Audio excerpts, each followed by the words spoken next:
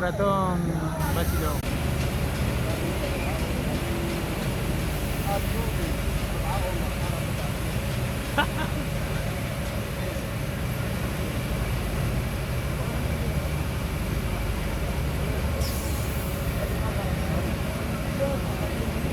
¿Lo has subido a este? ¿No? Es bueno para pequeños, pero tiene su momento de gracia. Esas curvitas ahí parece que te tira.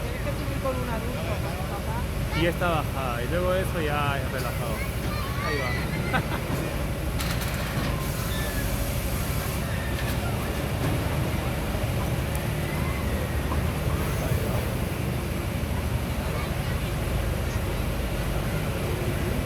Ahora van a salir por la boca.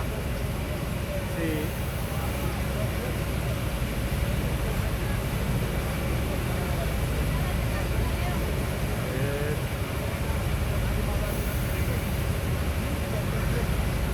Ahora aparecerán por acá.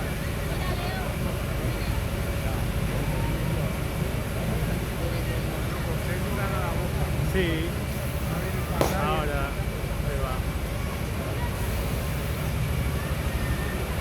¡Uy! ¡Ay, que te como!